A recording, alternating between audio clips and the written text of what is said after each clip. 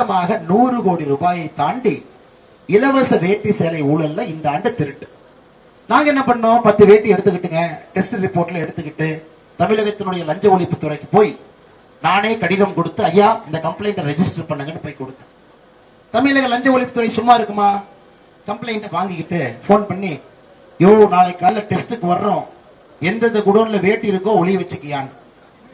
எந்த குடோனுக்கு வருவார்கள் என்று தெரிந்ததற்கு முன்னாடி சிசிடிவி கேமரா ரெடியா 1 வாரத்துக்கு முன்னாடி போட்டு வச்சிருந்தோம். ஈரோடு பகுதியில், ஈரோடுன்னு சொல்லிடுற வச்சு நம்ம ஆளு நைட் 2 மணிக்கு வந்து சற்று திறந்து லாரியை கொண்டு வந்து நிறுத்தி 10 பேர் கட்சிப்ப கட்டிக்கிட்டு ஏத்துறானே. அதான் எலெக்ஷன் அப்ப உள்ளாங்க அந்த சிசிடிவி. ஐயா அதெல்லாம் போலீஸ் மூல. அடுத்த 20 நாட்கள் கழித்து எப்படி வேலை செய்வீங்கன்னு இன்னைக்கு யோசிச்சு வேலை செய். அதனால லஞ்ச ஒழிப்பு துறையிலிருந்து நீங்க அப்படியே கூப்பிட்டு சொல்லிட்டு அவங்க நைட் 2 மணிக்கு முகத்து கர்ச்சீஃப் கட்டிட்டு வந்து அப்படியே குடோன்ல இருந்து ஏத்திட்டு போயிட்டு ஆப்போசிட்ல சிசிடிவியை போட்டு வச்சுட்டு தான் லஞ்ச ஒழிப்பு துறைக்கு வந்து கம்ப்ளைண்டே கொடுத்திருக்கோம் சகோதர சகோதரி. அதனால எங்கேயும் எல்லாம் நீங்க தப்பிச்சு போக முடியாது. அதனால் தமிழகத்துல லஞ்ச ஊழல் செய்யறவங்களை பாரதிய ஜனதா கட்சி என்று சொல்லுகின்றோம், வேட்டையாட போகின்றோம். ஏதோ புடிச்சு போலீஸ் ஸ்டேஷனுக்கு வந்து கம்ப்ளைண்ட் கொடுத்து என்கொயரி இல்ல, வேட்டையாட போறோம். ஒரு வேட்டைனா எப்படி வேட்டையாடுமோ அது போல எவன்லாம் லஞ்ச ஊழல் செய்து சுத்தி கொண்டிருக்கின்றார்களோ வேட்டையாடப்படுவார். இல்லைனாங்க ஐயா அந்த நாடு திருந்தார். இது ஒரு உயிர், ஒரு வாழ்க்கை. அது எப்படி முடிவு வர வேண்டும் என்று ஆண்டவன் முடிவு செய்ய வேண்டும். இதை ஒளிக்காட்டி நம்முடைய குழந்தைகள் இந்த மண்ணிலே நிம்மதியாக வாழ முடியாது. ஒரு பிடிஆர் போனா பிடிஆர் பைய வருவான், மூர்த்தி போனா மூர்த்தி பைய வருவான், KN நேரு போனா KN நேரு பைய வருவான். யாரும் இருக்கக்கூடாது அரசியல். வரிசையா வந்துகிட்டே இருப்பான் அந்த குடும்பத்தில். லஞ்சம் என்பது தலைமுறையாக தொடர்ந்து கொண்டிருக்கும்.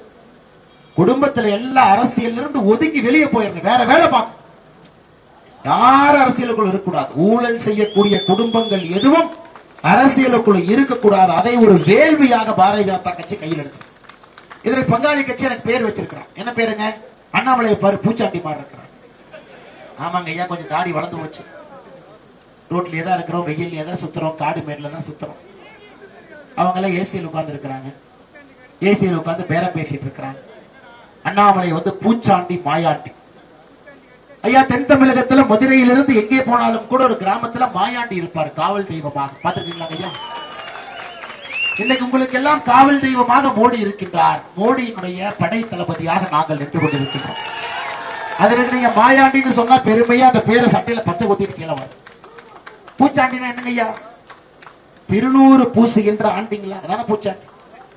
திருநூறு தானே எப்ப பூசுறாங்க ஐயா? நான் அவங்க மாதிரி திருநூறு அழிச்சிட்டு SDPI மாநாட்டுக்கு வர நான் ஒளிஞ்சொழிஞ்சு அந்த மாதிரி வந்தனாங்க ஐயா? அந்த மாதிரி வந்தனா ஒரு முன்னாள் முதலமைச்சர் தீவிரவாத இயக்கத்தில் இருக்கக்கூடிய மாநாட்டுக்கு வந்து கை தூக்கி ஓட்டு போடுங்கன்னு நான் சொன்னா திருநூறு அழிச்சிட்டு மேடை ஏறுன்னா? அதனால பூச்சாண்டி என்று சொன்னால் அதையும் பெருமையாக எடுத்துக்கிறோம். அதை தாண்டி அந்த பங்காளி கட்சிக்கு சொல்றேன், கருப்பா இருக்கேன், கருப்பணசாமின்னு பேர் வச்சீங்கன்னா கொஞ்சம் நல்லா இருக்கும். அது கிராமத்தில் இருக்கக்கூடிய காவல் தெய்வம் தான். பூச்சாண்டி சொல்லியாச்சு, மாயாண்டி சொல்லியாச்சு. அடுத்த இன்டர்வியூல அண்ணாமலை கருப்பணசாமி மாதிரி இருக்கீங்கன்னு சொன்னீங்கன்னா முழுமையாக அந்த வட்டம் முடித்து. எனக்கு பங்காளி கட்சியில உங்க மதுரை பக்கத்துல இன்னொருத்தர் சொல்றாரு, அண்ணாமலை லேகிய விற்கிற மாதிரி ஊரா சுத்திட்டு இருக்கிறான். அண்ணே லேகியம் தானே விற்கிறேன். 27ஆம் தேதி பல்லடத்துல ஒரு பெரிய லேகியம் விற்க போறோம், பெரிய பாட்டில். அதை வாங்கி இந்த பங்காளி கட்சி குடிச்சா பாதி நோய் குணமாயிரும். என்ன நோய்ங்கம்மா? லஞ்சம், ஊழல், தெனாவட்டுத்தனம், அரசியல் நம்ம எல்லாம் அடிமையாக நினைத்து பேசுவது, ஒரு குடும்ப ஆட்சி. இது எல்லாத்துக்கும் லேகியம் 27ஆம் தேதி பல்லடத்துல விற்கிறோங்க. நீங்க என்ன சொன்னாலும் இது பழைய பாரதிய ஜனதா கட்சி இல்லைங்க. வட்டி முதலமா திருப்பி கொடுக்கும். அப்படி எல்லாம் நீங்க சொல்றதெல்லாம் கேட்டுட்டு நல்லவங்க மாதிரி இந்த கட்சியில் நிறைய நல்லவங்க இருக்கிறாங்க. சத்தியமா நான் நல்லவன் இல்லைங்க. நல்லவனுக்கெல்லாம் இங்க வேலை இல்லை, அரசியல் வேலை இல்லை. நான் கொஞ்சம் திருட்டு பயன்தான். கம்ப்ளைண்ட் கொடுத்தா எங்க வருவான்னு சிசிடிவி போட்டுட்டு தான் கம்ப்ளைண்ட் போய் கொடுத்துட்டு 2 ஆள் அங்க போட்டுருக்கோம். ஏன்னா இங்க நீங்க நல்லவங்க மாதிரி பாரதிய ஜனதா கட்சியில எல்லாம் நல்லவங்க தான். கோயிலுக்கு போய் சாமி கும்பிட்டுட்டு அம்மா தாயே நாங்களாம் நல்லவங்க, அதெல்லாம் இந்த ஊர்ல வேலைக்காக சாமி. எல்லாம் திருட்டு பயனுங்க. முல்லை முன்னால் எடுக்க வேண்டும். இவெல்லாம் நீங்க பார்த்து உள்ள வந்தீங்கன்னா இவருடைய வம்சம் நம்முடைய வம்சத்தை எல்லாம் அழித்து விடும். சகோதர சகோதரிகள், குறிப்பாக திராவிட முன்னேற்ற கழகம் போன்ற கட்சிகள் எப்ப தமிழகத்தில் கால் ஊன்ற ஆரம்பித்தார்களோ முதலாக தமிழகத்திலே லஞ்சம், விஞ்ஞான ஊழல், குடும்பாட்சி, கொள்ளையடிப்பது, அடாவடித்தனம், அபகரிப்பு, இதையெல்லாம் திமுக எப்ப தமிழகத்திலே கால் ஊன்ற ஆரம்பித்தார்களோ அதன் பிறகுதான் இதையெல்லாம் நம்ம கேட்க ஆரம்பிக்கிறோம். அதுவரை தமிழக அரசியல் களத்தில் கர்ம வீரர் காமராஜர் ஐயாவுடைய காலத்திலே இதெல்லாம் கேட்காத வார்த்தை. காமராஜர் ஐயா காலத்துல என்ன வார்த்தை கேட்டதுங்க ஐயா? நேர்மை, நீர் மேலாண்மை இல்லைங்களா ஐயா? இதான் கேட்டோம். ஏழை மக்களுடைய பங்காளர், சமூக நீதி, இதெல்லாம் காமராஜர் ஐயாவுடைய காலத்தில் கேட்கப்பட்ட வார்த்தை. திரும்ப இந்த வார்த்தையை 2024க்கு பிறகு நாம் கொண்டு வர வேண்டும் என்றால், சகோதர சகோதரிகளே, இந்த தேர்தல் ஒரு சரித்திர முக்கியத்துவம் வாய்ந்த தேர்தல். இங்க இருக்கக்கூடிய நீங்கள் எல்லோரும் மோடி அவருடைய ஆதரவாளர், இல்லாட்டி நீங்க வந்திருக்க மாட்டீங்க. மோடி அவர்களுக்கு வாக்களிக்க வேண்டும் என்கின்ற வேள்வி இருக்கு. என்னுடைய அன்பான வேண்டுகோள், இங்கே வந்திருக்கக்கூடிய நீங்கள் ஒருவரும் நீங்கள் மோடி என்று நினைத்துக் கொண்டு இந்த தேர்தலுக்கு வேலை பார்க்க வேண்டும் என்பதுதான் என்னுடைய அன்பான வேண்டுகோள். எப்படி மோடி அவர் வேலை பார்க்கிறார்? ஒரு நாளை காலையில் ஒரு ஊருங்க, மத்தியானம் ஒரு ஊரு, இரவு ஒரு ஊரு, தூக்கமே இல்லாம அந்த மனுஷன் ஒரு பகுதியாக ஓடிக்கொண்டு இந்தியாவுடைய வளர்ச்சிக்கு பாடுபடுவது போல அடுத்த 80 நாட்கள் அதே போன்று நாம் வேலை செய்தால் மோடி அவர்கள் நினைக்கக்கூடிய கனவு தமிழகத்திலும் நடக்கும் என்பதில் எந்த ஒரு மாற்று கருத்தும் இல்லைங்க. அடுத்த 80 நாட்கள் நாம் எல்லோரும் நம்மை மோடியாக நினைத்துக் கொள்ள வேண்டும். மோடி அவர்கள் எப்படி வேலை செய்கின்றார்களோ அதே போல ஒரு தொண்டரும் தலைவனும் இங்கு இருக்கக்கூடிய பாரதிய ஜனதா கட்சி மோடி அவருடைய ஆதரவாளர்களும் வேலை பார்க்க வேண்டும். காலையில் ஒரு இடம், மத்தியானம் ஒரு இடம். நேற்று பார்த்தீங்க சங்கரன் கோவில் நெசவு தொழில் செய்யக்கூடிய ஒருத்தர் வந்து ரோட்ல யாத்திரை போகும் பொழுது உள்ளே வந்து சால்வ போடுறக்கு வந்தார். ஐயா, நான் நெசவு தொழில் செய்துதான் பிழைக்கின்றேன், எலெக்ஷன் வர்ற வரைக்கும் ஐயா நெசவு தொழிலை விட்டுட்டு முழு நேரமா கட்சி பணி செய்ய போறேன். நான் கேட்டேன், வருமானத்தை விடுங்க ஐயா, 4 வீட்டுல வாங்கி சாப்பிட்டுக்கலாம், அதுல பெரிய விஷயம். தேர்தல் நடக்கும் வரை இந்த கட்சிக்காக முழுவதுமாக நான் உழைக்கப் போகின்றேன் என்று சங்கரன் கோவில்ல ஒரு நெசவு தொழில் செய்யக்கூடிய ஒரு சகோதரர் இந்த மாதிரி நடந்து போகும்போது என்னை நிறுத்தி சொன்னார்கள். ஏன்னா எல்லா மக்களுக்கும் தெரிகிறது நம்முடைய குழந்தைகள் நல்ல ஒரு சமுதாயத்தில் வாழணும், நன்றாக வாழ வேண்டும், நல்ல ஒரு ஒளிமயமான தமிழகத்தில் வாழணும்.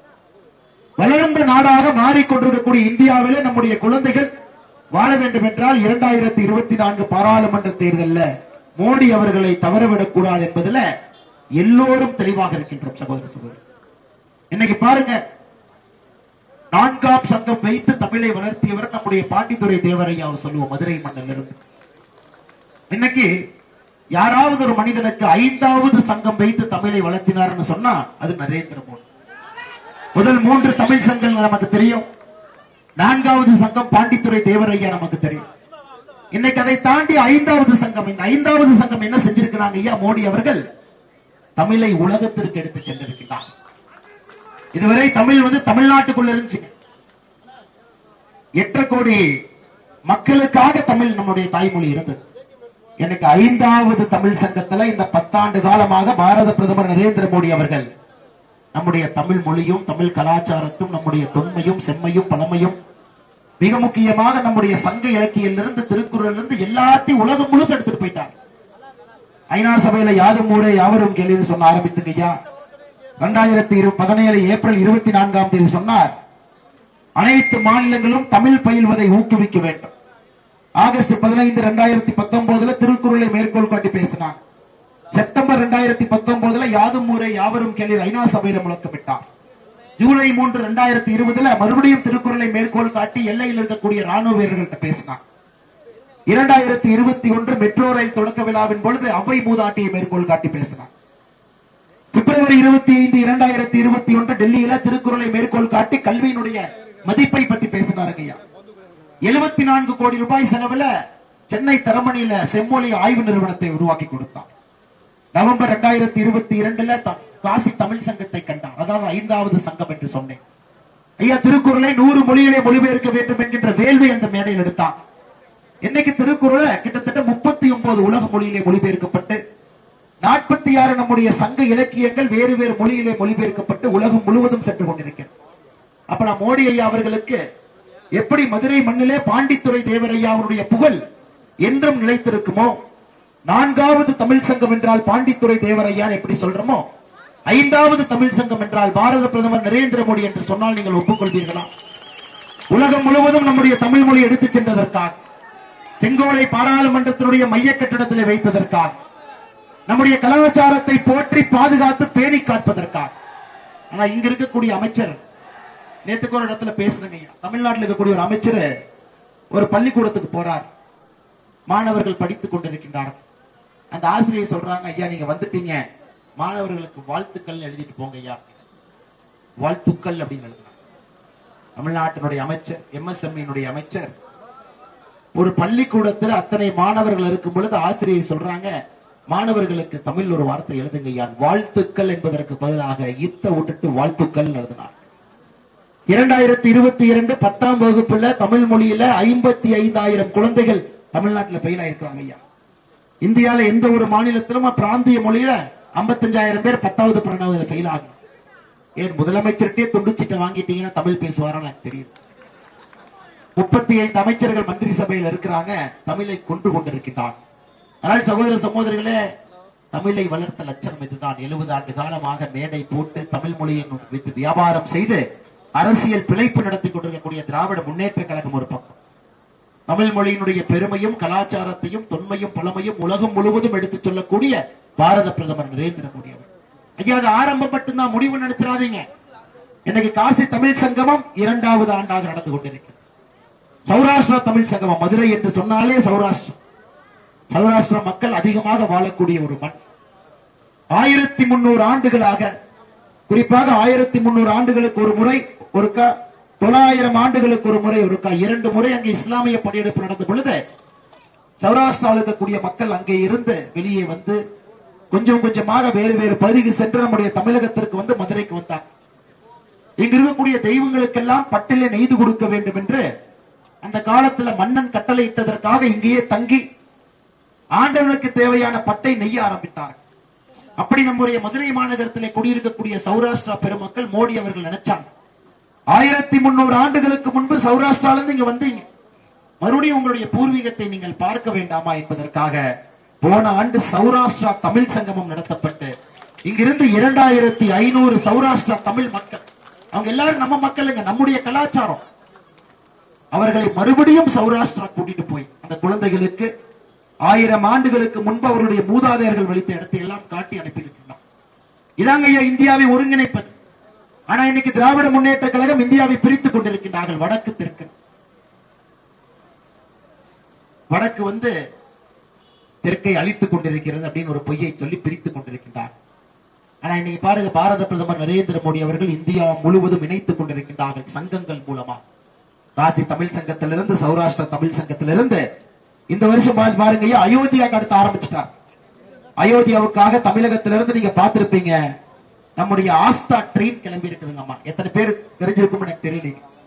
இன்னைக்கு மத்திய அரசு தமிழகத்தில் இருக்கக்கூடிய ஒரு முக்கிய நகரத்திலிருந்து கடந்த 20 நாட்களாக ஆஸ்தா ட்ரெயின் என்கின்ற ட்ரெயின் இங்கிருந்து கிளம்பிங்க ஐயா. ஒரு ட்ரெயினுக்கு 2000 பேர் போறாங்க. இன்னைக்கு 7 ட்ரெயின் தாண்டி இருக்கு, 14,000 பேர் போயிட்டாங்க. தமிழகத்துல இங்கிருந்து கிளம்பக்கூடிய ட்ரெயின் நேர அயோத்தியா போய் நிக்குங்க ஐயா. அயோத்தியால இறங்கணும்னே கையில ஒரு பேண்ட் மாட்டி விட்டுருவாங்க. நீங்க 24 மணி நேரம் அயோத்தியால உங்களுக்கு நேரம், கோயில போய் பார்க்கலாம், அங்கேயே தங்கிக்கலாம், உணவு எல்லாம் கொடுத்துருவாங்க. அதன் பிறகு 24 மணி நேரம் கழித்து அந்த ட்ரெயின் மறுபடியும் அயோத்தியால இருந்து புறப்படும். இன்னைக்கு 6 ட்ரெயின் போயிட்டு திரும்பி வந்துருச்சுங்க ஐயா. 7வது ட்ரெயின் போயிட்டு இருக்கு. 117 ட்ரெயின் மொத்தமா போதுங்க ஐயா. 117 ட்ரெயின் தமிழகத்தில இருந்து ட்ரெயினுக்கு 2000 பேர் போறாங்க.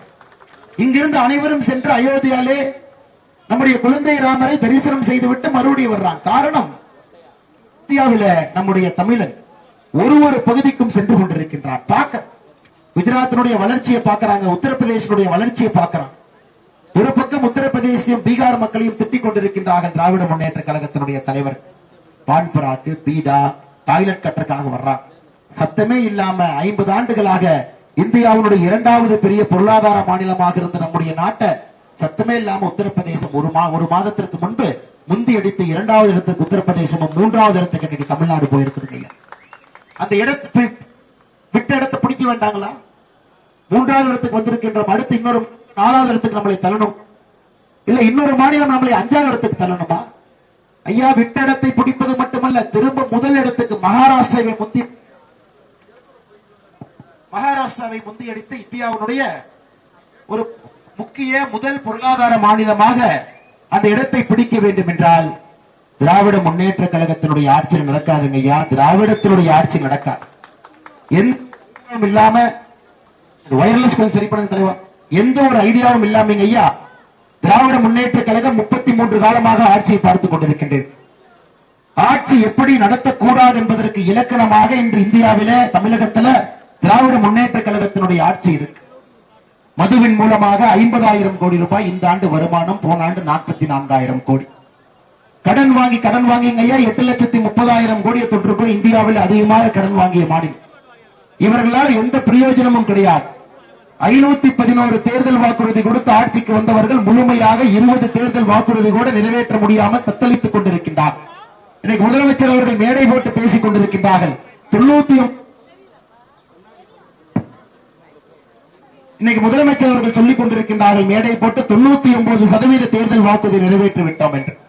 முதலமைச்சர் அவர்களே, ஒரு சிலிண்டருக்கு 100 ரூபாய் மானியம் கொடுக்கிறேன்னு சொன்னீங்க. முதலமைச்சர் அவர்களே, ஒரு சிலிண்டருக்கு 100 ரூபாய் மானியம் கொடுக்கிறேன்னு சொன்னீங்க, நிறைவேற்றிட்டீங்களா? இந்த மைக் கொஞ்சம் சரி பண்ணி கொடுங்க தயவு செஞ்சு. முதலமைச்சர் அவர்களே, ஒரு சிலிண்டருக்கு 100 ரூபாய் மானியம் கொடுக்கிறேன்னு சொன்னீங்க, வாக்குறுதி நிறைவேற்றிட்டீங்களா?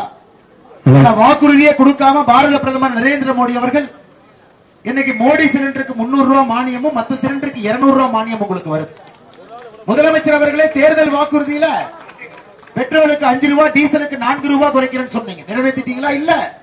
ஆனா வாக்குறுதியை கொடுக்காம 2 முறை பெட்ரோல் டீசல் விலையை குறைத்திருக்கின்றோம். அதுவும் ஒரே முறை 10 ரூபாய் 7 ரூபாய் குறைச்சிருக்கிறோம் ஐயா, வாக்குறுதி கொடுக்காம. முதலமைச்சர் அவர்களே, கல்வி கடன் தள்ளுபடி பண்றேன்னு சொன்னீங்க, தள்ளுபடி பண்ணிட்டீங்களா? முதலமைச்சர் அவர்களே, நகை கடன் தள்ளுபடி பண்றேன்னு சொன்னீங்க, தள்ளுபடி பண்ணிட்டீங்களா? முதலமைச்சர் அவர்களே, 100 நாள் வேலை வாய்ப்பு திட்டத்தை 150 நாட்களாக மாற்றி காட்டுகின்றேன் என்று சொன்னீர்கள், பண்ணிட்டீங்களா? பண்ணிட்டீங்களா? எந்த தேர்தல் வாக்குறுதி நிறைவேற்றின? எல்லா பெண்களுக்கும் 1000 ரூபாய் உரிமை தொகை என்று சொன்னீர்கள்.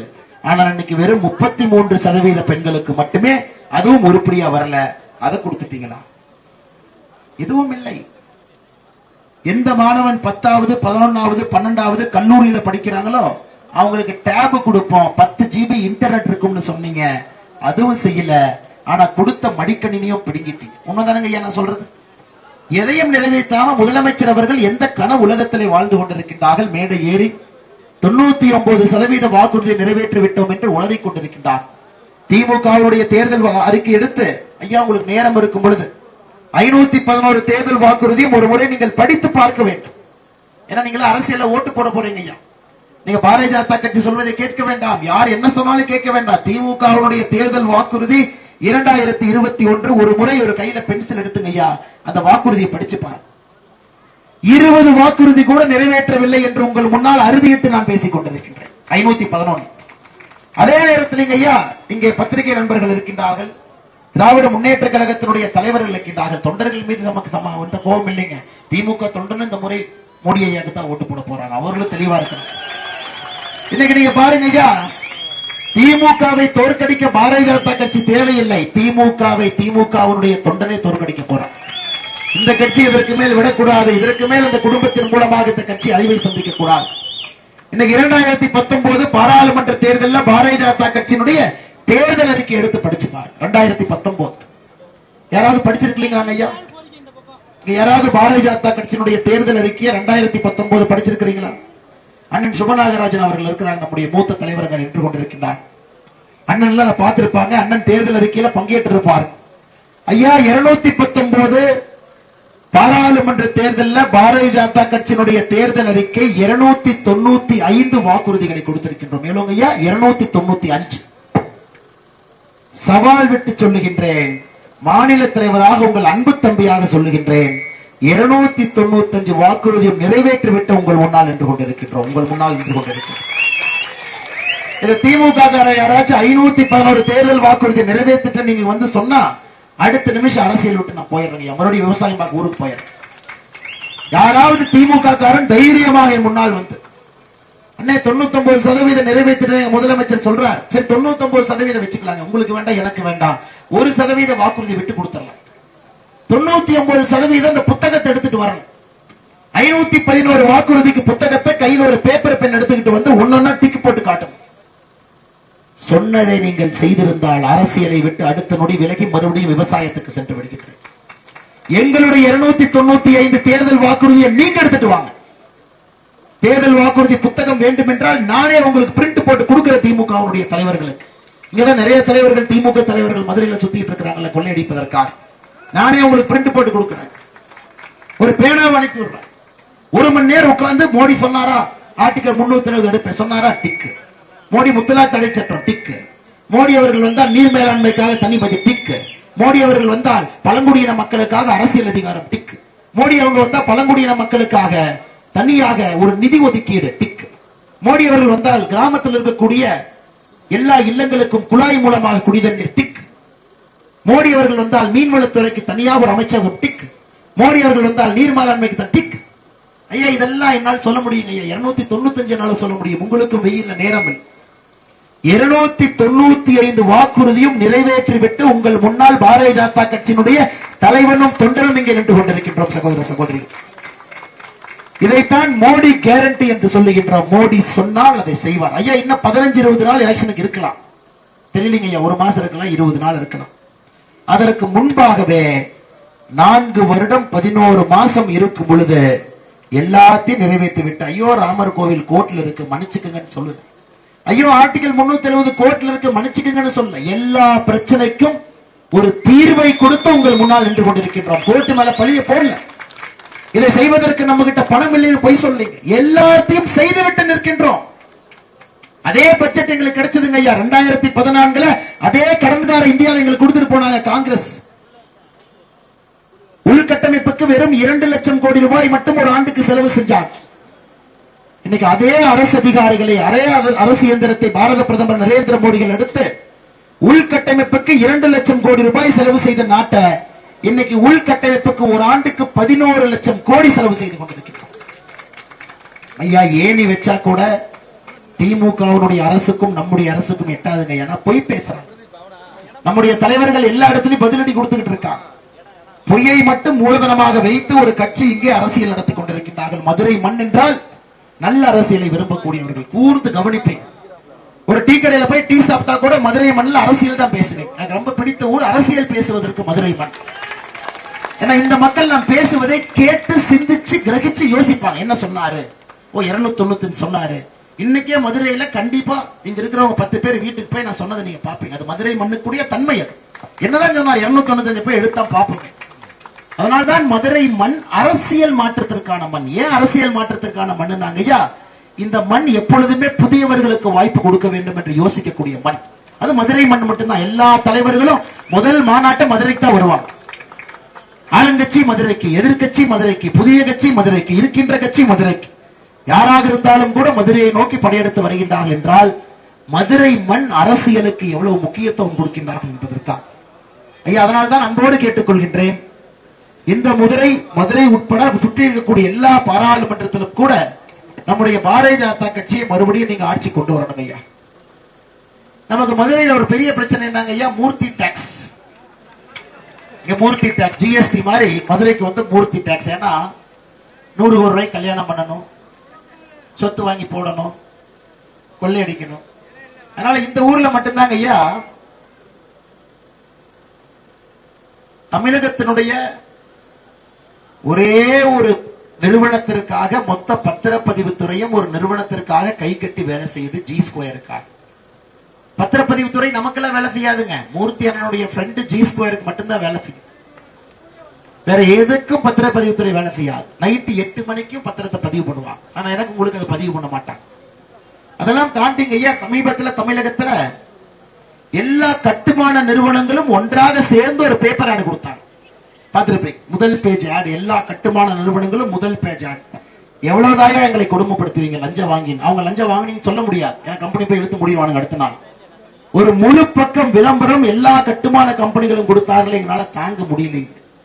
பத்திரப்பதிவு துறை நீங்க பண்றதெல்லாம் டார்ச்சரா இருக்குதுங்க, எங்களால முடியலன்னு ஒரு முழு பக்க விளம்பரம் கொடுக்கும் அளவுக்கு தமிழகத்தில் இன்னைக்கு நிலைமை இருக்கு. இங்க மட்டும்தாங்க ஐயா பத்திரப்பதிவு துறையில சஸ்பெண்ட் ஆனா ஒரு காசு, சஸ்பென்ஷன் ரிவோக் பண்ணா ஒரு காசு, டிரான்ஸ்பர் ஆனா ஒரு காசு, டிரான்ஸ்பர் ரிவோக் பண்ணி அதே இடத்துல போடும்னா ஒரு காசு. இன்னைக்கு விஞ்ஞான ஊழலுக்கெல்லாம் தந்தை கருணாநிதினு சொல்லுவோங்க ஐயா. அவருக்கெல்லாம் தந்தையாக அண்ணன் மூர்த்தி அவர்கள் மாறி இருக்கிறார். எப்படியெல்லாம் விஞ்ஞான முறையில ஒரு திருட்டு செய்ய முடியும் என்பதற்கு. ஐயா இன்னைக்கு பாருங்க, இன்னைக்கு சமீபத்தில் மதுரையில் ஒரு பிரம்மாண்ட மால் கட்ட ஆரம்பிச்சிட்டாங்களாங்க ஐயா. மூர்த்தி அன்னைக்கு சம்பந்தம் இருக்கா? அடுத்த டிஎம்கே ஃபைல்ஸ் வெயிட் பண்ணுங்க ஐயா, சம்பந்தத்தை சொல்றேன் உங்களுக்கு. யாரு கட்டுறாங்க ஐயா? இவர்களை எல்லாம் நீங்கள் ஒழித்து கட்ட வேண்டிய நேரம் உங்களுக்கு. நேத்து நம்ம பிடிஆர் அண்ணன் பாத்தீங்கன்னா அவரே இப்ப கொஞ்சம் சிவனேன்னு இருக்கிறார். முதல்ல இருக்கிற வாய்க்கொழுப்புல இல்லைங்க ஐயா, ரொம்ப குறைஞ்சிருச்சு. அவரே சிவனேன்னு அப்படியே வந்து கம்மன் உட்கார்ந்துக்கிட்டு ஒரு வாட்ச் கட்டிக்கிட்டு கம்மன் உட்கார்ந்து இருக்காரு. நம்ம முதலமைச்சர் அவரை பார்த்தாரு. பிடிஆர் கொஞ்சம் ஜம்முன்னு இருக்காரு அப்படின்னு சொல்லிட்டு முதலமைச்சர் சொன்னாரு, பிடிஆர் அவர்களையே நான் இதற்கு முன்பு இருந்த நிதித்துறையிலிருந்து மாத்திரம் தெரியுமா? பிடிஆர் யோசிச்சார், அண்ணே சும்மா விட்டுருங்கண்ணே, அட்லீஸ்ட் ஒரு அமைச்சர் பதவினா அது இருக்குது, ஓரத்தில் உட்கார்ந்து இருக்கிறேன். ஒருத்தர் புலால் சிறையில் இருக்கிறான், இன்னொருத்தர் ஜெயிலுக்கு போறதுக்கு தயாரா இருக்கிறேன், ஒரு அமைச்சர் பதவி ஒட்டிட்டு இருக்க, அமைதியா இருங்க. உடனே முதலமைச்சர் அவர்கள் சொன்னார்கள், இல்ல இவர் நல்லதான் வேலை செஞ்சார் நிதித்துறையில, இருந்தாலும் ஐடி துறையில் நல்லா வேலை செய்வாருங்கிறதுக்காக போட்டிருக்கேன். இது யாராச்சும் நம்புறீங்களா? யாராச்சும் நம்புறீங்களா?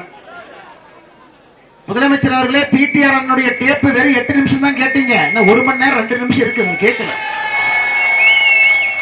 அதை கேட்டீங்கன்னா மொத்த கோபாலபுரமும் கடல்ல குதிச்சு தலைகீழா உள்ள போகணும் தண்ணிக்கு. கொஞ்சம் தான் சொல்லியிருக்கார். முதல் குடும்பம் 30,000 கோடி ரூபாய் கொள்ளையடிச்சிருக்காருன்னு 8 நிமிஷத்துல கொஞ்சம் தான் சொல்லியிருக்காரு. அதனால ரொம்ப எல்லாம் புகழ்ந்துறாதீங்க. அதுக்கப்புறம் நீங்க எல்லாம் தலைகீழா தண்ணிக்குள்ள குதிக்க வேண்டி வரும். அதனால இவர்களுக்கு அரசியலே என்னன்னு தெரியலீங்க. அடுத்து என்ன பண்ணுவாங்க, எப்படி பாரதிய ஜனதா கட்சி யோசிக்கும், எந்த நேரத்துல எதை வெளியிடுவாங்கன்னே முதலமைச்சருக்கு தெரியுது. அவரு பாட்டுக்கு வாய்க்கு வந்ததை பேசலாம். இன்னைக்கு பாருங்க ஐயா, 2 வாரத்திற்கு முன்பு நம்முடைய இலவச வேட்டி சேலை திட்டத்திலே ஒரு ஊழலை வெளியிட்டோம். ஐயா நம்ம எல்லாருமே வேட்டி கட்டுறோம், பெண்களுக்கு பொங்கல் நேரத்துல சேலை கொடுக்கறான். ஐயா வேட்டியை பொறுத்தவரை நூல் வந்து 2 விதத்துல நெய்வோங்க ஐயா. ஒரு நூல் மேலே இருந்து கீழே, ஒரு நூல் இப்படி 2 நூலை வைக்கும். இதை வந்து வார்ப்பும்பீங்க, இதை வெஃப்ட்பீங்க ஐயா. இது வார்ப்பு, இது வெஃப்ட். ஏன்னா இங்க எல்லாருமே நெய்யக்கூடிய மனிதர்கள் இருக்கிறீங்க, சகோதர சகோதரிகள் தெரியாமல். பொங்கல் தொகுப்புல நீங்க வாங்கக்கூடிய வேட்டியில வார்ப்பு நூல் 100% பருத்தியா இருக்கும், வெஃப்ட் பாலிஸ்டரா இருக்கலாங்க. ஏன்னா அது பிடிச்சு வைக்கணும் வேட்டி. எப்படி விஞ்ஞான ஊழல் பாருங்க. அண்ணன் காந்தி எப்படி யோசிக்கிறாரு பாருங்க. நம்ம வேட்டியை கொடுக்கிறோம், எவன் வேட்டியை வாங்கி பாலிஸ்டரா காட்டினான்னு எவன் வாங்க போறான்? அண்ணாமலை மாதிரி வேலை இல்லாம 2 பேர் இருப்பாங்க. அந்த பொங்கல் தொகுப்பு கொடுத்த வேட்டியை கொஞ்சம் டெஸ்ட் கொடுத்தேன் கோயம்புத்தூர்ல சிட்ரா லேப். சிட்ரான்னு சொல்லிட்டு மத்திய அரசனுடைய ஒரு ஜவுளி நூல் கலகு.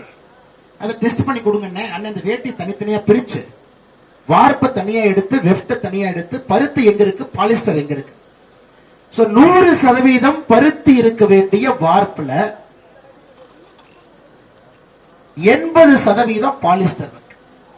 இப்ப நீ கேட்கலாம், என்னன்னா இருந்துட்டு போகுது ஐயா. 1 கிலோ பாலிஸ்டர் 160 ரூபா, 1 கிலோ பருத்தி 320 ரூபா.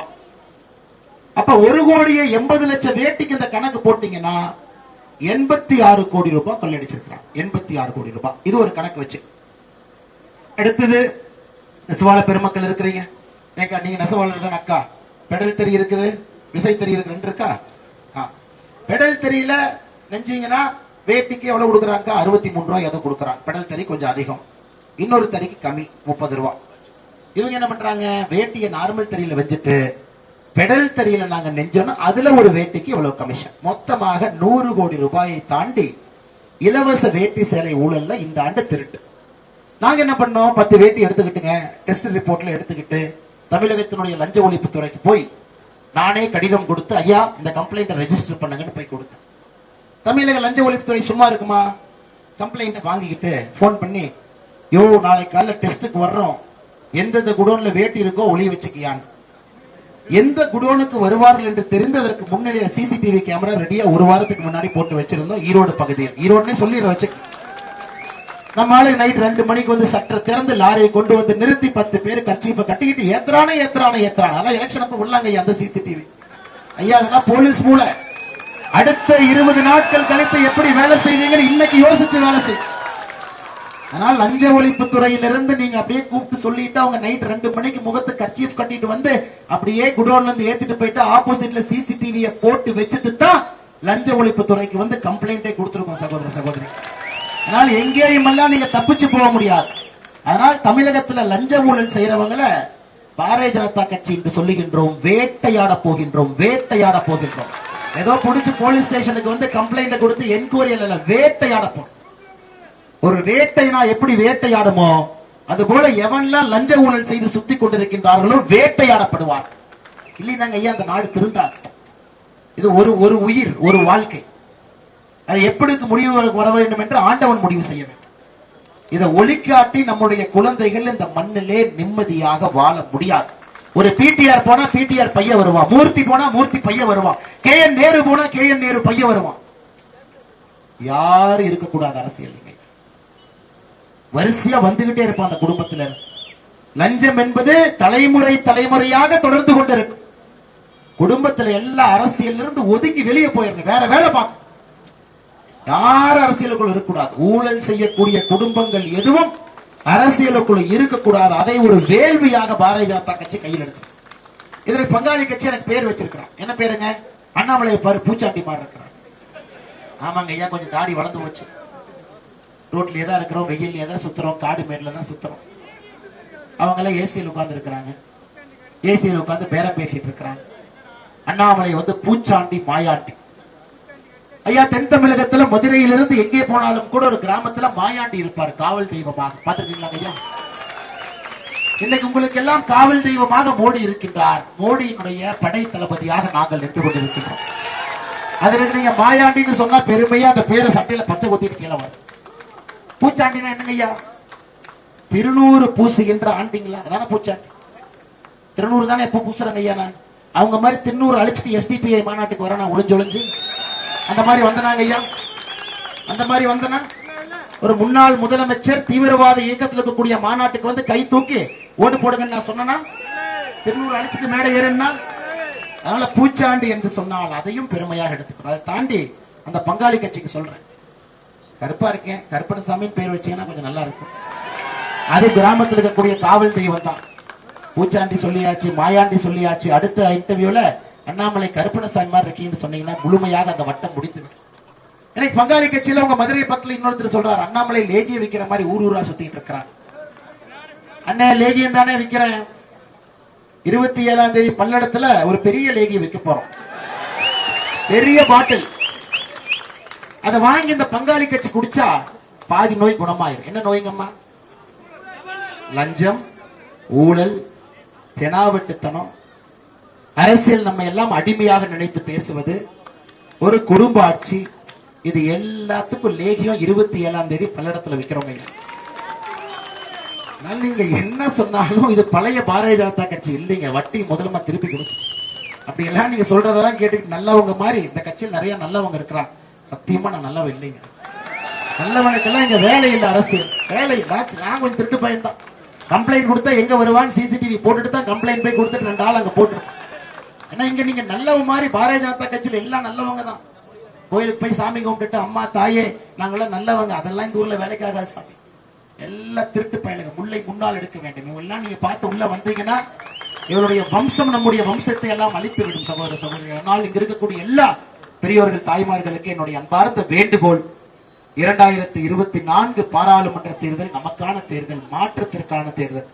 உங்களுக்காக உழைத்துக் கொண்டிருக்கின்றோம், நின்று கொண்டிருக்கின்றோம். நிச்சயமாக நீங்கள் எங்களோடு நிற்க வேண்டும் என்கின்ற அன்பான வேண்டுகோளை உங்களுக்கு எல்லாம் வைத்து, மிக முக்கியமாக இந்த பகுதி மதுரை நகர் மேற்கு அண்ணே எதுக்குனே மதுரை எம்பியை பேசி அவருக்கு விளம்பரம் கொடுக்கணும்.